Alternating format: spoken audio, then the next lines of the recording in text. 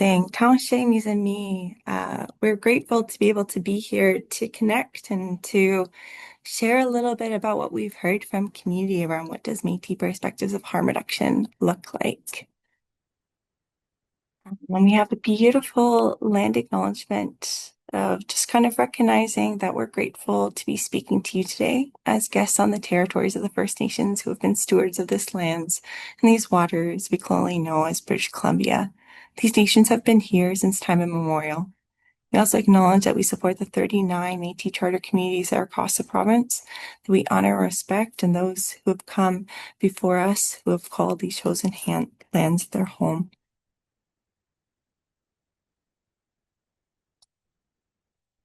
Begin us with having a beautiful conversation. I'll focus on Métis perspectives of harm reduction.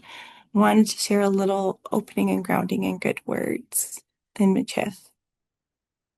Merci créateur, pour Anouche, pour ma famille, pour mes amis, pour ma sati, pour le peuple. Merci créateur. Wichihinan kaya, chewani kayak, awani keyanan, la nation de Métis, Pinut Long Limichif. And what that means and stands for is thank you, Creator, for today, for my family, for my friends, for my health, for peace. Thank you, Creator. Help us to be proud, not to forget who we are, the Métis Nation, and our Michif language. What we're hoping today in this beautiful conversation and our time together is understanding a little bit about our beautiful Ministry of Health and Wellness, Mental Health and Harm Reduction team, exploring the cultural significance of harm reduction through Métis values and traditions, discuss harm reduction approaches within the Métis community, share knowledge and experiences to strengthen understanding and approach to substance use, and building those connections, fostering dialogues, and identify pathways for supporting individuals and families within the Métis community.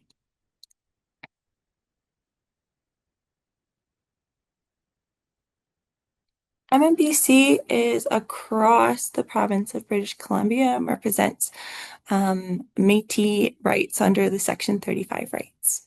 Within British Columbia, there's 30,000 Métis citizens who we support within programming when it comes to our Ministry of Health and Wellness, Mental Health and Harm Reduction team, and advocate for the 113,000 self-identifying Métis that live in BC.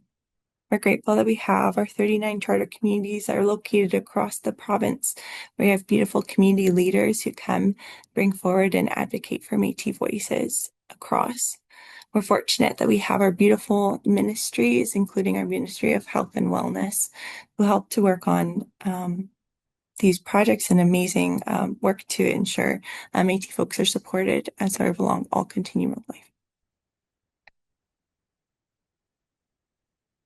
Within our beautiful team at MNBC, we have our Ministry of Health and Wellness, our Mental Health and Harm Reduction team. And this phenomenal team that's before, with a few faces that are newer and a few faces that are a little bit older, our team works towards a fully realized mental health and harm reduction framework for Métis folks. What does that look like along the whole entire continuum of care to inform our programs, our services, and our advocacy to ensure Métis mental health and wellness? We have our fortunate team of knowledge gatherers who get to be a part of this, our harm reduction team with specialists and coordinators, our regional mental wellness coordination team work to support folks, as well as our peer support outreach teams who work in different areas of our beautiful province.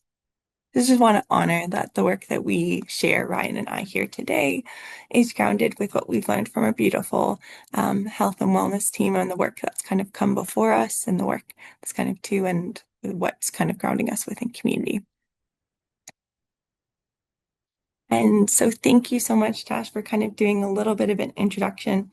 Ryan and I thought we would kind of give a self-location or self-grounding of sharing who we are and kind of what brings us into this work. And so I'm really fortunate to hold the portfolio of the Provincial Harm Reduction Manager currently at MNBC. and come into this work as a white occupier of mixed European ancestry and someone who's worn a few hats of being a clinical counselor previously, being an educator, being a public health specialist, and all that kind of education in conjunction with also lived experience of navigating my own mental health journeys, as well as supporting folks through what their self-harm journeys look like and navigating this toxic drug supply that we're currently facing. So I come to this work with my heart on my sleeve as sort of too many folks close to me and within community have been impacted by the toxic drug supply. And so they're in my heart and mind today as we present about these and different ways that community is shared of what do Métis perspectives of harm reduction look like. And with that, I'll pass it over to Ryan to just do his self-location and ground himself in space. Marcy M. Hello, everyone. My name is Ryan Nielsen. I'm fortunate to be the harm reduction coordinator for Regions 1 and 2 in BC, which is the Vancouver Island and the Lower Mainland. I come to this work from my own lived experience. I really battled and struggled with substance use, particularly kind of like the toxic drug supply and fentanyl for about a decade in my life. I got into kind of doing some peer support in my early recovery, and that was just really rewarding. Being able to connect to other peers, use some of that lived experience I had, and make some of those connections. And it really made me realize that this is the path I wanted to pursue for a career. I was fortunate enough to be able to start peer support work in our SWAT program here at Métis Nation BC. And it was just such a fulfilling and rewarding process. And I was able to transition into my current role now, where I get to assist Métis individuals kind of navigating any kind of harm reduction, connection to culture, um, walking alongside folks really in their journey, that self-determination piece. And I am Métis on my mom's side with family names like Trochet, Cardinal, Valley, Laviolette. And I'm grateful to be calling and living in the unceded and traditional territory of the Samuel First Nations, also colonial known as White Rock.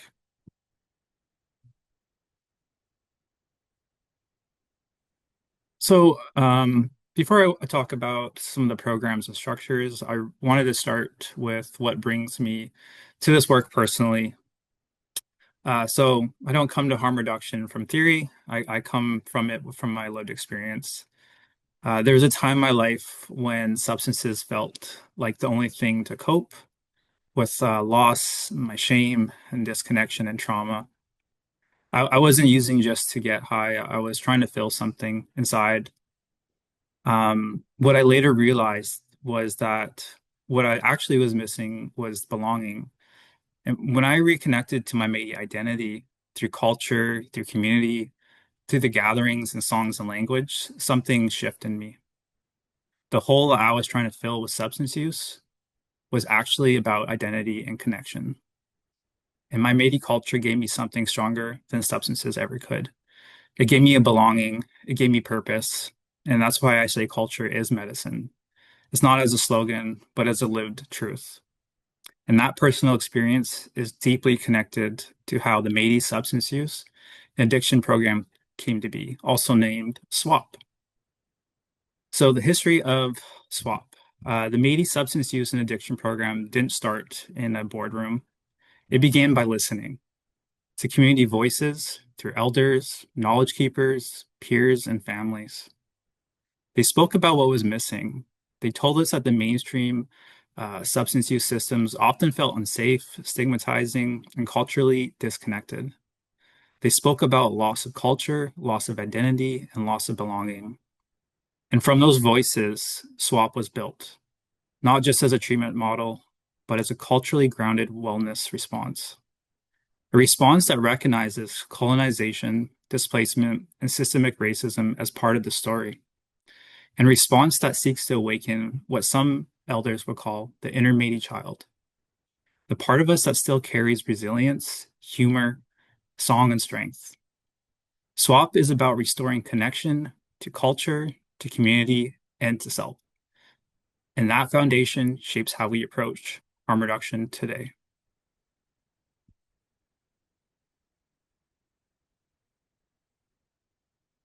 So I want to read a quote that guides our work.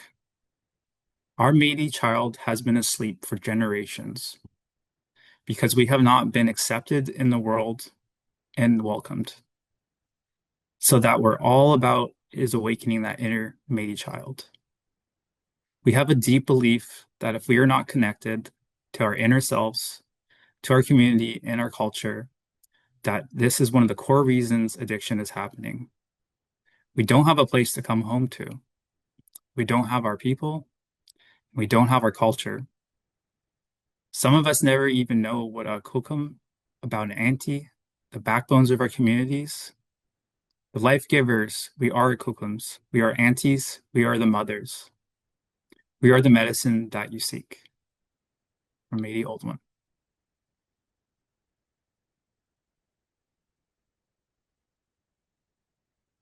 Pass it back to Em. Merci, Ryan, for sharing those words from a Métis Old One and noticing he had some technical difficulties at the visual, just really different ways of, as Ryan was talking around kind of how we came to this work and kind of connect a little bit about this journey. And it began in 2024, but very much began back in 2021. And a lot of this kind of um, connection work of growing, what does Métis perspectives of harm reduction look like, began over 2024 and into 2025.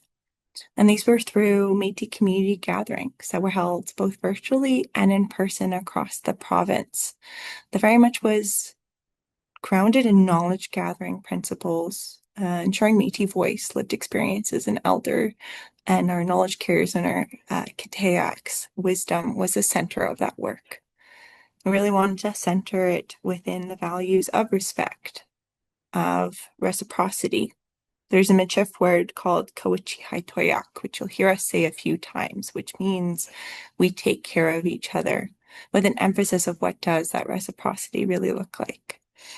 Of humility, of our team stepping forward in this knowledge gathering endeavor of how can we take the words that are shared within community and the truths that are shared around what is harm reduction and what do Métis folks in the province of BC want to see when it comes to harm reduction, and how do we action it? How do we take it from conversations that happened in circle and in ceremony, grounded with imagine openings, good words from elders and community, and how do we bring that those truths forward to be able to make the change that we want to see within our beautiful province for Métis folks. So we're so lucky that we were able to have 7 harm reduction gatherings, all from October 2024 to April 2025, as well as 9 virtual harm reduction gatherings that happened from November 2024 to March 2025.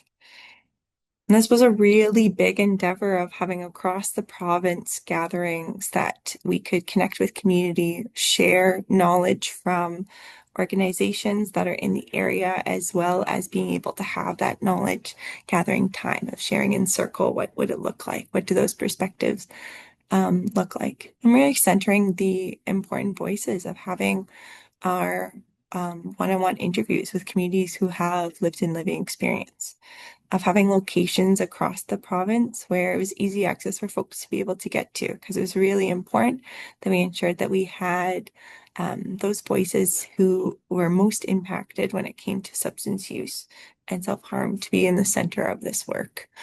I'm very much filled with gratitude thinking about all the amazing conversations, all the amazing moments and knowledge gathering that happened over the last year and a half and continue to this day. Ryan actually just held an interview yesterday with a youth of really bringing the importance of what does this mean for this work, with the purpose being and gaining a perspective, what does Métis perspectives of harm reduction look like? With the ultimate goal and hope to create 2 pieces, to create a Métis mental health and harm reduction framework that grounds us within our work that we'll talk a little bit more about later, as well as a harm reduction stance for MNBC that's rooted in community and by community, centering our community voices in this work.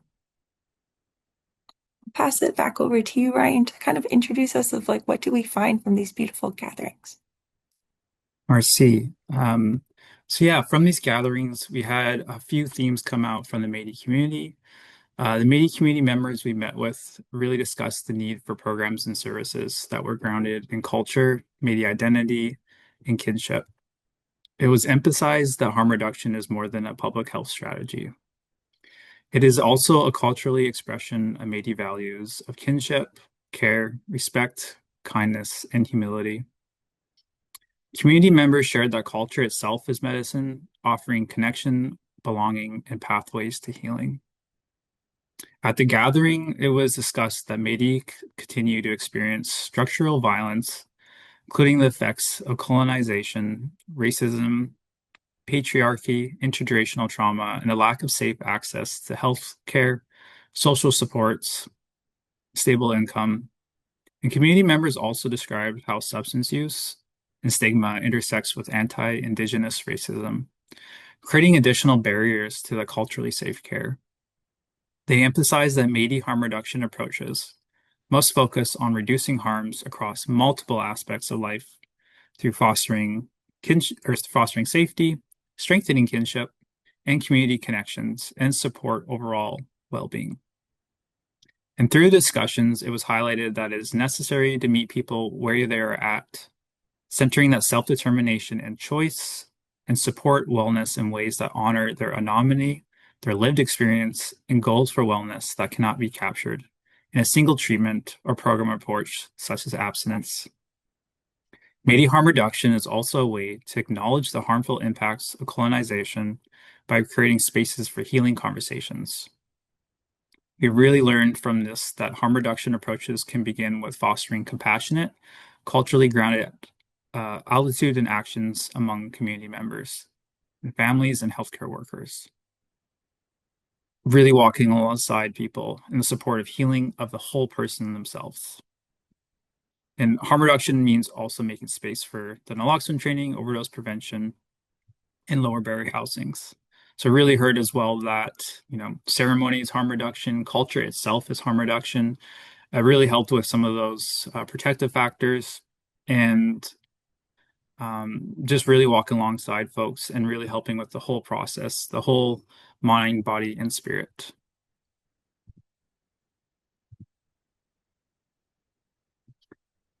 And when we talk about substance use in the Métis communities, we can't isolate it to one person or one generation. The impacts are intergenerational. Many families carry experiences of trauma, displacement, and silence. And some of that pain traces back to the residential schools, forced assimilation, racism, and systemic exclusion. People often think substance use starts with poor choices. But when you look deeper, you see layers: grief, loss, cultural disconnection, and inherited trauma. In community conversations, people speak about carrying what their parents and grandparents carried, sometimes without even knowing it. That's why our approach doesn't focus only on the individual. We look at the family systems, we look at history, we look at structural harms. Healing has to be intergenerational too. And that's where rooting harm reduction in identity becomes critical.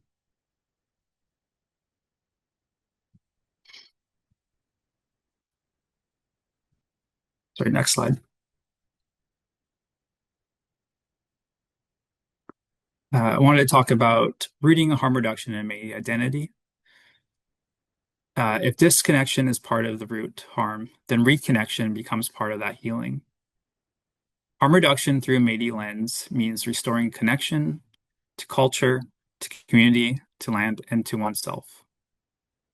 Colonization disrupted kinship systems. It disrupted identity and it disrupted belonging. So when we create culturally safe space, when we support ceremony, when we center on Métis teachings, it's not just an add-on, it is harm reduction. Because when people feel seen, valued, and rooted in identity, they are less alone. And loneliness is one of the strongest drivers of substance use. So when we talk about recovery, we frame it differently.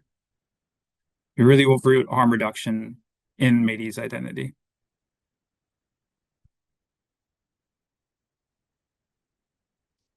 In many mainstream systems, recovery is defined primarily as abstinence. In our work, recovery is broader. Recovery is about reconnection to that identity, to culture, and to belonging. Wellness means being supported, means not carrying shame. It means knowing you are loved and accepted where you are. Kinship is protective. When people feel part of something, when they have community around them, their resilience increases. That's why our harm reduction model includes peer spaces, gatherings, ceremony, cultural activities, connections, elders, uh, and just safe spaces. Because healing doesn't happen in isolation, it happens in relationships, in community, and in care.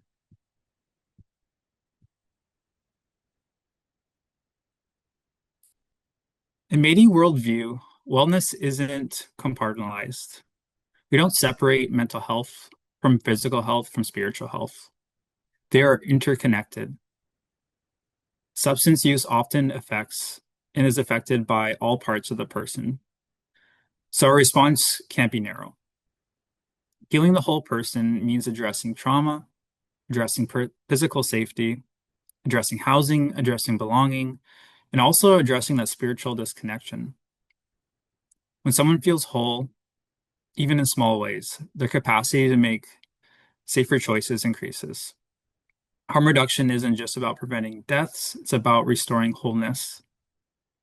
And we don't do that alone. I see so much, Ryan. We also heard from community the importance of this connection piece and harm reduction, of having spaces for community healing to be able to come together. And I think we've heard this time and time again of disconnection of communities being separated and spread apart and isolated from one another, and the importance of that coming together. You see that word of mama wapoin, meaning meeting or sitting together. The gatherings are so important, whether that be virtual or in person, to have that opportunity for intergenerational healing. It's through those harm is extended, and most unknowingly through carrying those pains, those regrets, those loneliness, those low self-esteems, and just hiding of secrets. So whether that be from misunderstanding or from silence. And that's things that we have to work on together, of what does that look like to come together, of land and culture being so important in what that connection looks like, of healing those sources of identity and spirit together. In Métis culture, there's what's known as the kitchen table. So of gathering around the kitchen table to be able to have time together for that connection, all equal around the table, of being able to connect and have time together, whether that be through connecting through music, whether that be the through fiddle or through spoons playing and folks jigging, or opportunity for conversation of what that looks like to be able to talk and that connection to those spaces, as well as through connection to nature, connection to culture, connection through that way to identity and to spirit. And this is medicine. Maski.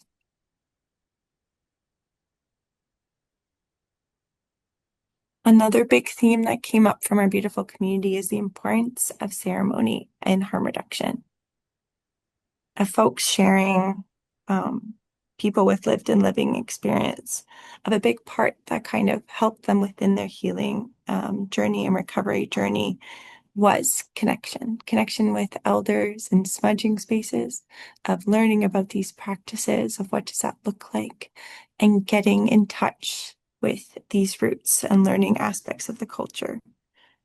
We shared that word, Kawichi Haitoyak, we take care of each other. And part of that is in sharing teachings, sharing language, having opportunities to be able to connect.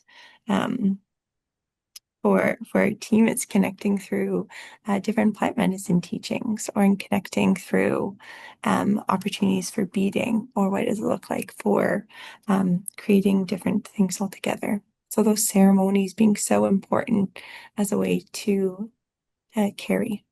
So this beautiful quote one of our community members of really sharing an opportunity where they were able to connect with an elder and have that ability to release a lot of things that they were holding on to, and the importance of having those spaces of what does it look like for inclusion and connection to ceremony.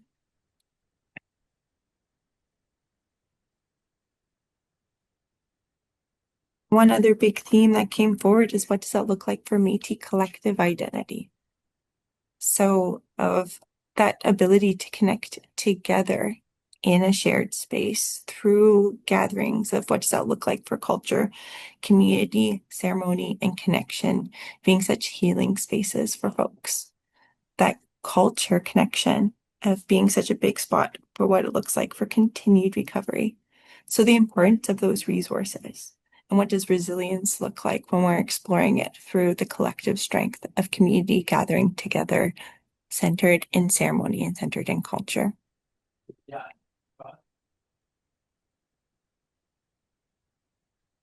Brian shared about the realities of what happens when we have intergenerational trauma, when we have intergenerational harms that have continued and persisted within our communities, of the racism that continues within our systems, and the importance of kind of combating this with so much strength. That's strength-based messaging, something that's really important when we're speaking for our communities. And feeling that importance of acknowledging and holding people's strengths, of acknowledging um, the journey that folks are traveling along, and what does that look like to decrease those barriers and to ensure that when they're accessing services and supports, of how to promote that safety and decrease the harms that exist, and really of lifting folks up.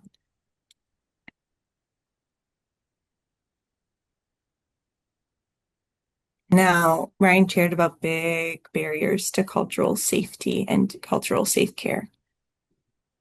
And this quote from Community shares about the reality that we face in our broken system that is healthcare across Canada, as well as our mental health and harm reduction or mental health and substance use services that end up occurring. The realities of wait times for folks and what does it mean for navigating detox and withdrawal, navigating the isolation that sometimes comes if treatment is the option, of what does that look like for many long wait times. And just the reality of what those challenges are and what folks face often on their own. So then in those barriers of access and not timely care, the importance of those cultural safe care, of looking at what does it look like if services and supports are culturally safe, grounded with elders, those knowledge carriers, those wise ones, those kayaks that help guide with the spiritual stuff, as this community member shared, the importance of having them along their journey to help unpack some of the traumas that come through, and very much highlighting the interconnection of substance use with trauma, and the importance of having those supportive teams, having those mental health professionals there to support within the work, but as well as guidance from elders, of having spaces that are connected with nature and to be able to have those connection points. And I think this part of the quote is maybe the most powerful part. I'm just going to move everybody's faces so I can really read it out, of being, I'd be in my happy place to do some healing. If it's somewhere near nature, having my mental health professionals as elders, as psychiatrists, I would be in a happy place to do some healing. So that intersection of very much what does that access look like, and what does it look like for that culturally safe care? Ryan, I'll pass it back to you to do some around the healing, the whole person, mind, body, and spirit. Thank you. I just wanted to read the quote as well. It came from a community member. Thankfully, the grace of the Creator has brought me to a place where I'm whole, healthy, happy, and able to help others. And so that's what I do.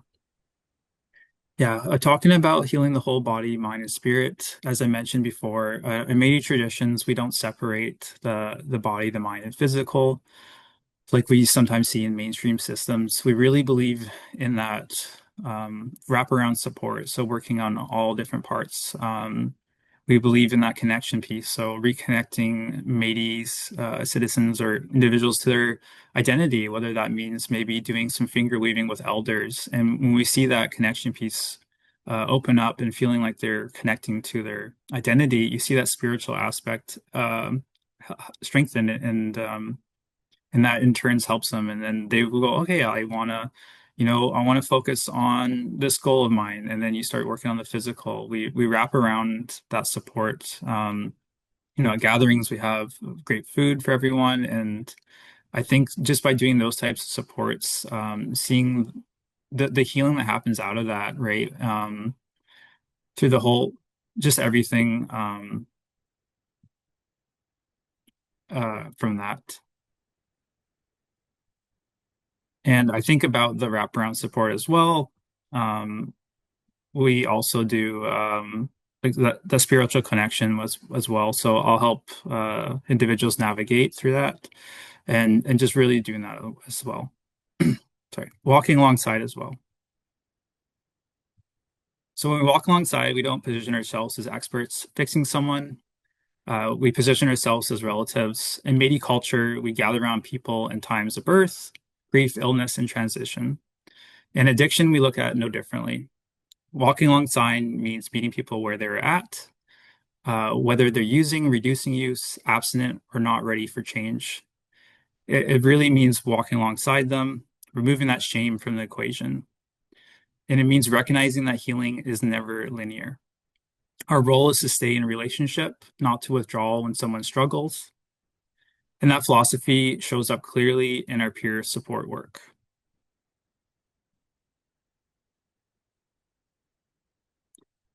So, another co-component of our work is a Métis peer support team.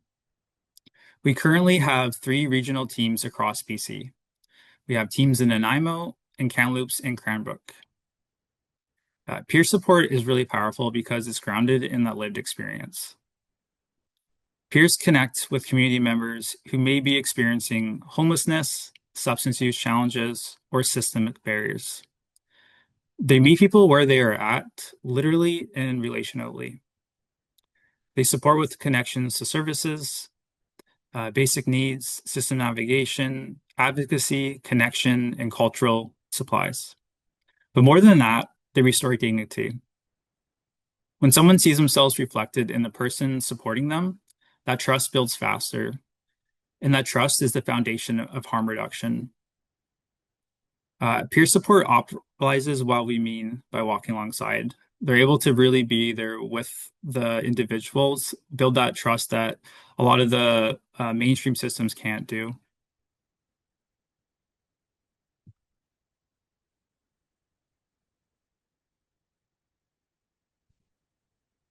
Pass it back to him. And so it's in this that we talk around community being harm reduction.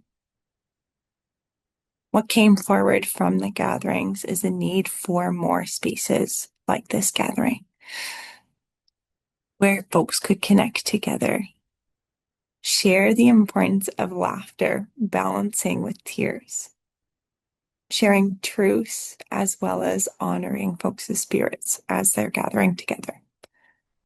An inclusion of being next to one another, being able to connect. And Ryan's going to share about some programming that we do that's kind of connecting the community together and some gatherings that we kind of hold within our team really importantly because we know the importance of just connecting together and what that means when we're having those opportunities to connect.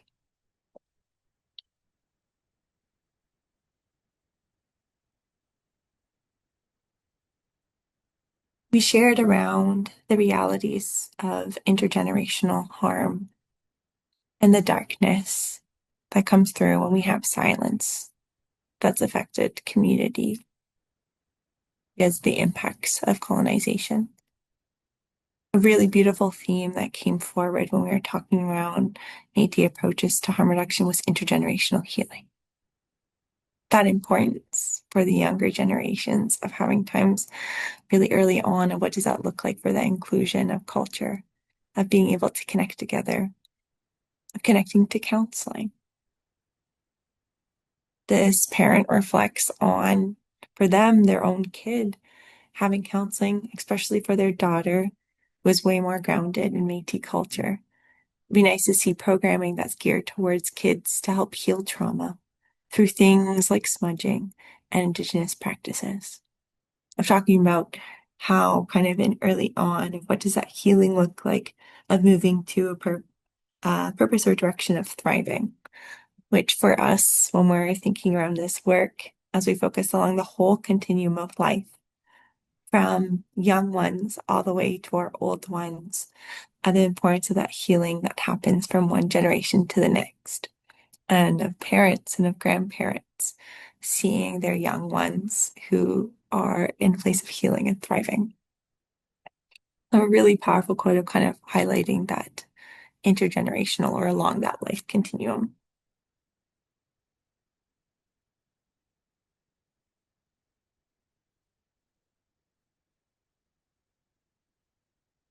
Ryan, is this over to you? I think this is over to you, right? Oh, I can take that one if you like. Yes. So I want to talk about some of the findings that guide our work in the harm reduction. This came directly from some of those harm reduction gatherings we did across each region, really rooted in the community voice. So these gatherings we held were held in each region across the province and created spaces for Métis voices to share what was working, what's missing, and what wellness means to them. One of the strongest messages we heard was the need for more culturally grounded harm reduction supports. People want more than just supplies. They want ceremony, land-based healing, and that cultural connection.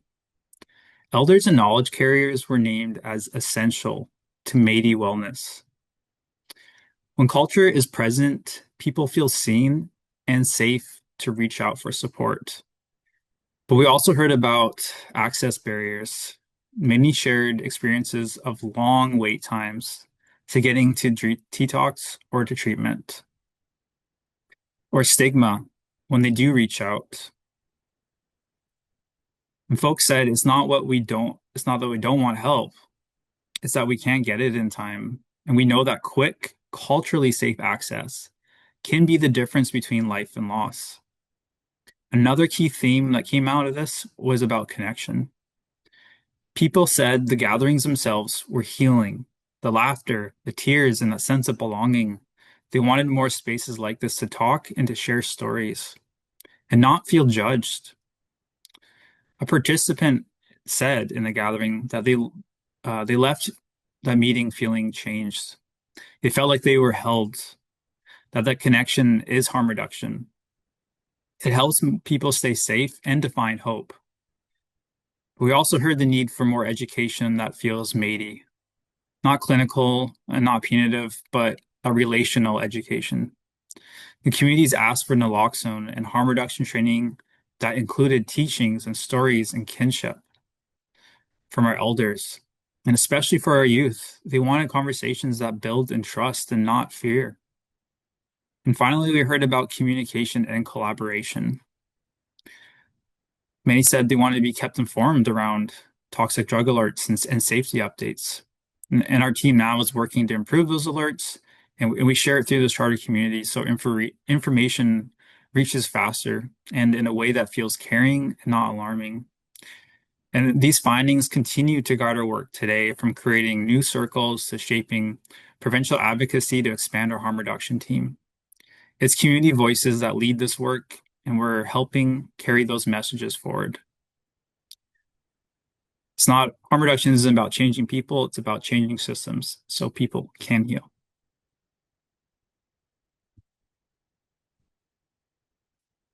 And I can talk a little bit about my role now, as well as our other team member, Vanessa, who does the interior and northern regions. So for us, meeting people where they're at isn't just a phrase, it's a Métis value. Every person we support comes with their own strengths, their own story, and their own goals for wellness. Sometimes that goal is treatment. Sometimes it's about reducing harms. Sometimes it's simply reconnecting with their culture and feeling less alone. And our role is to walk alongside folks, not direct. We don't judge. We just support and empower people at their own pace. A lot of folks come to us at the hardest moments of their life, but what makes a difference is consistency, like compassion, and showing them that someone in their own nation cares for them. And another big part of our work, besides connecting to supports and resources and walking alongside folks, is to advocate. We show up in spaces where Métis voices haven't always been included. And we make sure that those experiences and needs of the people we support help shape those decisions.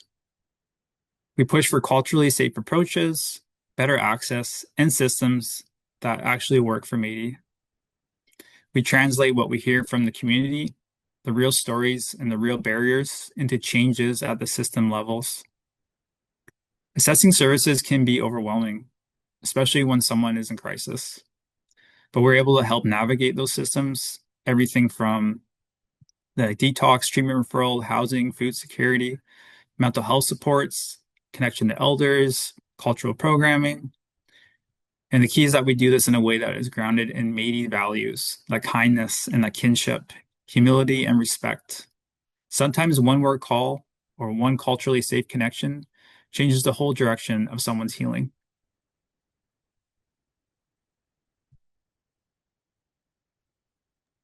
So beautifully said, Ryan. And just to kind of highlight, this program began in January 2025. So partway through that harm reduction gathering, knowledge gathering was very much of need for support for what that looks like for access. And so since the program began, 536 individuals have been supported, and I think it's probably been more as this count was back at the end of December. So just incredible the amount of support that these two beautiful people are able to provide for our Métis community members in BC. Thank you so much. Uh, oh yeah, on top of our role, we just had a new position open up based on that community feedback from those gatherings. And what people really wanted was a harm reduction family support specialist. Sorry, it's a bit of a mouthful, that one. Alongside the coordinator role, we have that harm reduction family support specialist, Vanessa. And her work is really important because it's so often that families are trying their best to support a loved one, but they don't have the tools or the guidance and they don't know where to turn. Vanessa is able to help bridge those gaps. She supports families and individuals in developing wellness tools, grounding in cultural teachings, building strategies that help work, just not on paper, but actually work. She also helps families navigate services across BC and promotes harm reduction approaches that aren't based on shame or judgment, but on connection and compassion. Since May, she's already supported over 120 Métis individuals. And you'd be surprised how often a small shift, like understanding the difference between enabling and supporting, changes the entire family dynamic. That's the kind of impact her role has. And she's also able to connect folks with plant medicine. She specializes in learning all about different plant medicines, and she's able to incorporate those teachings with families and individuals. Also, she walks alongside in their wellness goals. So whether a family or individual has specific harm reduction goals, she's able to work alongside them, help them achieve those goals, and really wrap them in the kindness and wraparound support.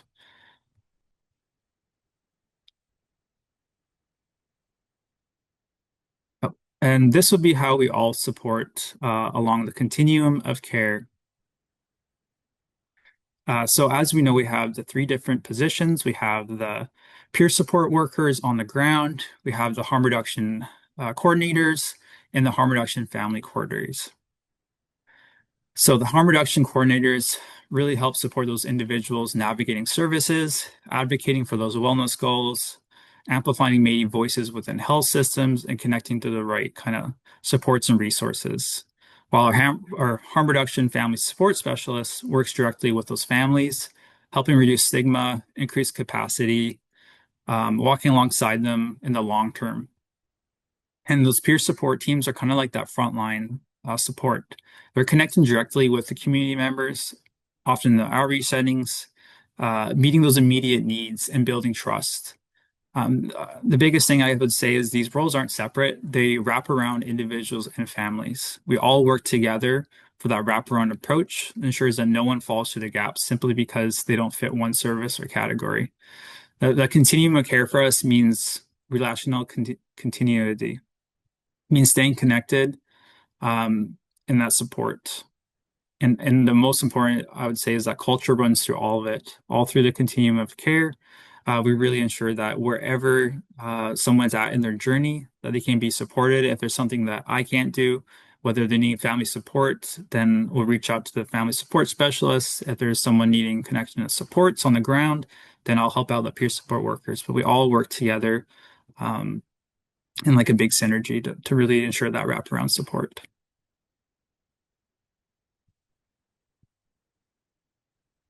This is one of those programs that I am most proud of. This is called Together in Wellness, our Kinship and Healing Circle. This started last fall because of the Métis community members wanting to talk about a safe space to talk openly about substance use, grief, healing, and what wellness actually looks like. It's a space where people can share without judgment and feel seen. Every session, we are joined by elders and knowledge keepers who help ground each circle in Métis teachings, kinship, and culture.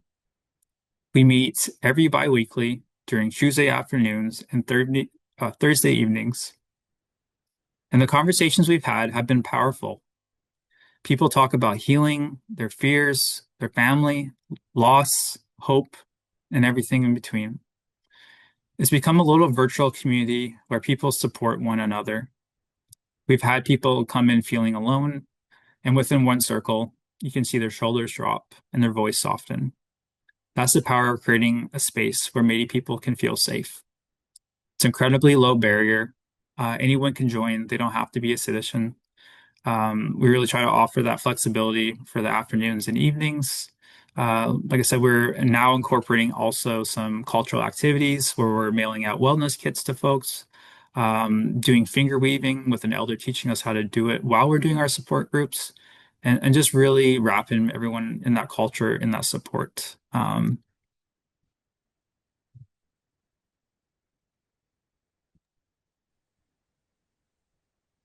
Yeah, and it's through this work of connecting and having time to connect with land and getting outside that we promote within our different programs of Together in Wellness and of sharing different wellness teachings and cultural teachings within it. We're really fortunate to be able to share it with folks a bunch of resources for finger weaving and how the session actually just last week focused on what does finger weaving look like to be able to help and support folks and of weaving of the different colors of the sash for that are known in our mental health and harm reduction sash. We know and center the importance of storytelling and telling stories of our families, the strength of being able to share our truths and of being able to connect to our kin, connect to those networks are so important of being able to really bring forward teachings that we have. And what does that look like for kind of breaking the silence that so many generations have felt the impacts of before? And then the importance of knowing ourselves and connecting to those cultural practices, whether that be through wellness teachings, around smudging, or on traditional medicine teachings to be able to bring forward. So there's some beautiful work that is being guided in this. I shared at the beginning around our Métis mental health and harm reduction framework.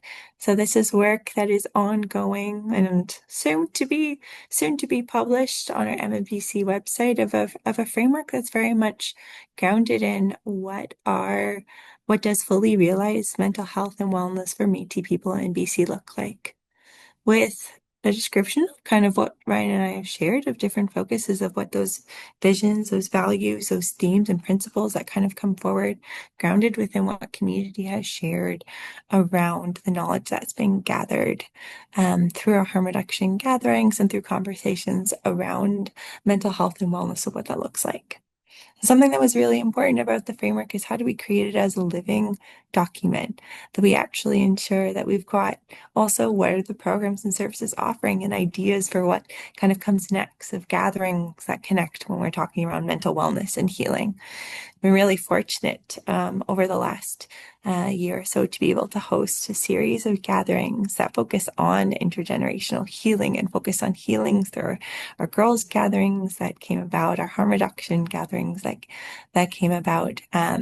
As well as ones focused upcoming on silent sorrows, and so the impacts of folks who have lost loved ones due to the toxic drug supply and due to suicide. And it's in these like beautiful gatherings together of how do we create this as a living framework of how can we model what we've learned from community and move forward and capturing this commitment to our community and that collaboration of a path forward for what that looks like for the future. So this beautiful work is soon to be coming out in the spring, as well as our harm reduction stance focus on these Métis approaches of what harm reduction looks like that Ryan and I shared some of the teachings from today. A very beautiful part of what's highlighted within our framework are all these beautiful past offerings. So I'm just going to show these on the screen of just amazing spots for what it looks like of past positions, but as well as like what we have at MNBC to go. If you haven't had a chance, those little illustrations down the bottom of Resilient Roots, now called Thriving Spirits, it's a beautiful collection of truths and stories from community members around mental wellness, around the struggles with mental health, around struggles with substance use and the impacts of healing and recovery when it comes to folks and incorporating of harm reduction in the forms of beautiful poetry and stories and truths being shared, as well as different visuals that are designed, that are available on MNBC's website, and just amazing. A work that also has come through of different circles focused on grief and loss, focused on children and youth wellness programs through two different youth circles that we're fortunate to be able to host and hold. A new series of Wild Wisdom with a virtual seasonal healing session that every single season focuses on a different aspect of our Together in Wellness that we had shared around earlier, as well as beautiful connections to our Métis Crisis Line and Lifeguard Connection app for folks for those life-saving and harm reduction tools and resources. Our team is continuously growing and building, and something that we're very much taking from the teachings that we got from the harm reduction gathering of those perspectives, kind of these two main goals of building relationships to reduce the barriers, and what does that look like for education and resources for community. And that first of building relationships, the biggest focus is of what does that look like for relationships with treatment and recovery spaces in the province. And along that continuum of care, when we talk around harm reduction, overdose prevention sites, safe consumption sites, withdrawal management programs, we talk about detox spaces, recovery spaces, and support groups.